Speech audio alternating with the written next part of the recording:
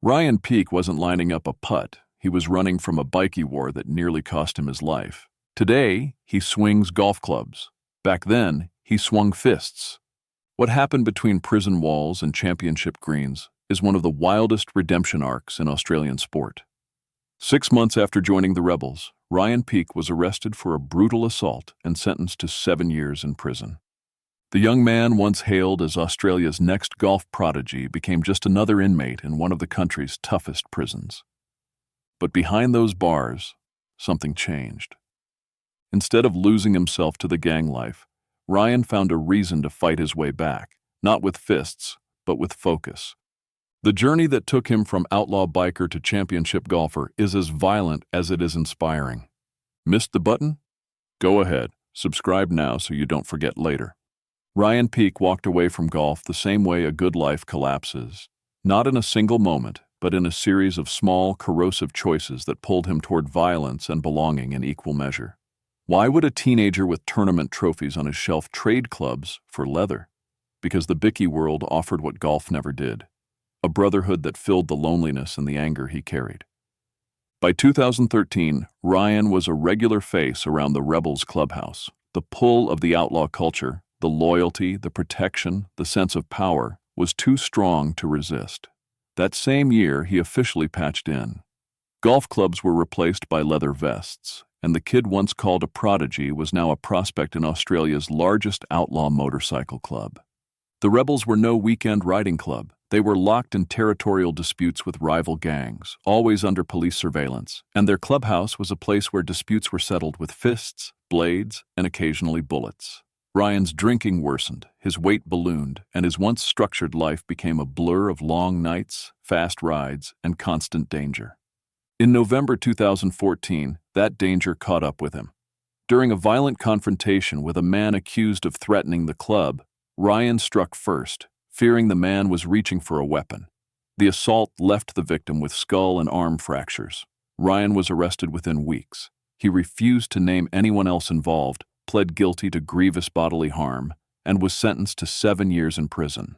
That verdict didn't just strip him of freedom, it stripped him of identity. The young man who had once stood alongside Cameron Smith at junior tournaments was now just another number in the prison system. Inside, the reality of gang life became even harsher. Loyalty mattered, reputation mattered. Weakness meant you were a target. Prison hardened him physically and emotionally, but it also revealed something darker. The promise of brotherhood he had chased was hollow. Isolation and the constant threat of violence turned every day into a psychological test. Outside, police pressure on the Rebels was relentless. Raids, weapon seizures, and public crackdowns kept the gang in headlines. Even from behind bars, Ryan could feel the walls closing in. The world he thought gave him belonging was collapsing.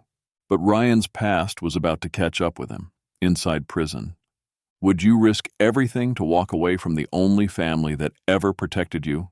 What would it take for you to choose a putt over a brawl? Ryan Peake entered Hakea prison in late 2014 to serve a 7-year sentence for grievous bodily harm. At just 21, the boy once hailed as Australia's next golf prodigy was strip-searched, catalogued, and dropped into one of the country's most overcrowded and underfunded facilities. Cells meant for one held 2. Vermin roamed the floors. Outdoor time was rare. For the first few months, Ryan refused family visits. He didn't want his mother to see him like this. His father came anyway, staring across the visiting table with a disappointment that cut deeper than any sentence. Inside, survival became the only priority. The Rebels had allies in the yard, but there were rival crews too, and fights were frequent. Ryan was jumped twice in his first year, once with a sharpened toothbrush that missed his ribs by inches. He saw men stabbed over debts smaller than a pack of cigarettes, and he learned quickly that a single wrong look could end in blood. Prison hardened him. He shed weight, trained relentlessly, and wore his gang tattoos like armor. But each night, lying on a thin mattress listening to the shouts and metal doors slamming, the silence pressed in. The brotherhood he thought would give him purpose had dragged him here. And for the first time, he began to wonder if this was the life he wanted to die in. The turning point came in 2017. The prison's recreation room was broadcasting the Australian PGA Championship, and Ryan watched his old junior rival Cameron Smith win. The sight hit him like a gut punch. Smith was hoisting trophies on live TV. Ryan was behind bars, cheering through metal grates.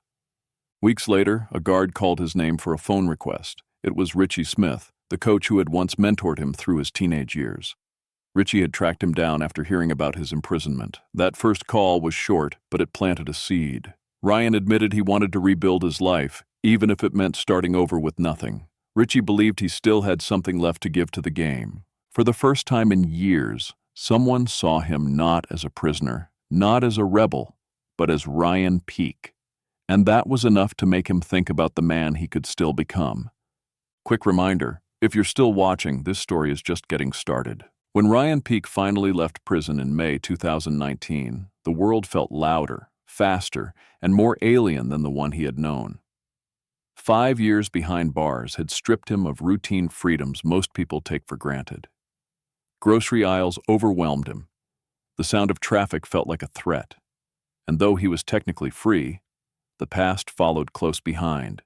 A criminal record, gang tattoos, and police keeping quiet tabs on his every move. True to his word, Ryan reached out to Richie Smith.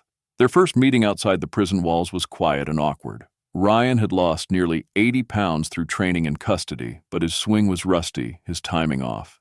Even stepping onto a golf course felt strange.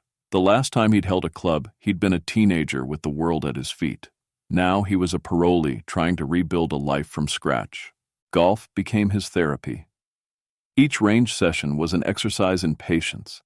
Each round a reminder of the discipline he'd abandoned years earlier. Slowly, the rhythm came back. But there were setbacks, plenty of them. Ryan struggled with alcohol early on, battling the urge to numb himself. Money was tight. Most weeks he worked temporary jobs just to cover rent and basic gear. Not everyone was happy about his transformation. Old associates saw his new path as betrayal. Some joked that he had gone soft. Others warned him that walking away from the rebels wasn't that simple, even if he'd been given permission inside. The threat was always there, unspoken but real. But Ryan kept training. He rejoined Lakeland's country club under the reintegration program and even managed to win its club championship before his parole ended, a small but powerful symbol that he was back. His game wasn't perfect, but his focus was unshakable. Just as his life was starting to feel normal again, the past clawed its way back. One headline would drag his name and his criminal record right back into the public eye. Ryan's first taste of public scrutiny came fast and hard. It started with a local news feature that branded him the former bikie-turned-golfer, splashing his prison mugshot beside a photo of him on the driving range. The story didn't mention the years of training inside, the weight he'd lost, or the discipline it took to stay sober. It focused on the gang patch, the assault charges, and the 7-year sentence, as if redemption was a footnote. The internet piled on. Comments accused him of using golf as a publicity stunt. Others warned he'd eventually go back to his real family. Even some golf fans questioned if a man with a violent past deserved to compete in the same field as players who had never broken the law. Potential sponsors noticed the article, and not in the way Ryan hoped. One withdrew their offer at the last minute, citing brand risk. Others simply didn't reply. In a sport where reputation is everything, Ryan was fighting for legitimacy with a target on his back. Law enforcement kept the pressure steady. Task forces monitoring the rebels still had his name on file, and Ryan suspected he was being flagged every time there was a flare-up of gang violence in Western Australia. He was pulled over more than once on flimsy pretexts, seatbelt checks, license verifications, reminders that he was still being watched. Even inside the golf world, the stigma clung to him. Some club members muttered when he walked past, while others kept their distance. No matter how hard he worked, there was always someone waiting for him to slip. Instead of breaking him, the pressure forged him into something tougher. Ryan stopped drinking completely, adopted a Spartan training routine, and entered every local event he could scrape the entry fee for. He practiced alone before dawn, rain or shine, grinding until blisters bled through his gloves. And then slowly, the work began to show. His short game tightened. His swing speed climbed back to tour levels. By late 2021, Ryan entered the WA Open qualifier as a long shot and turned it into his personal statement. After a solid opening 9, he went on a tear on the back. Birdie at 12, birdie at 13, two-putt par at 14 under pressure. By the final hole, a crowd had gathered, sensing something special. With one last clutch putt, Ryan drained it and punched the air. This time, the applause wasn't polite. It was electric. For the first time since his release, he wasn't just tolerated, he was celebrated. That moment forced people to look at him differently. He wasn't the ex-rebel on parole anymore. He was a contender with a future, and anyone who doubted him had just watched his answer roll straight into the cup. You're still here? Do what you meant to do earlier. Subscribe. By 2025, Ryan Peake was no longer a curiosity. He was a threat on the Challenger PGA Tour. His game had sharpened, his mind had hardened, and his life had narrowed to one singular pursuit, proving that he belonged. When he qualified for the New Zealand Open at Millbrook Resort, it felt like destiny calling, but the past still wasn't finished testing him. Because of his criminal record, Ryan was held in immigration limbo for hours, unsure if he would even be allowed to board his flight. He waited in silence, thinking about the years he'd already lost. After hours of questioning, he was cleared, just in time to make the trip.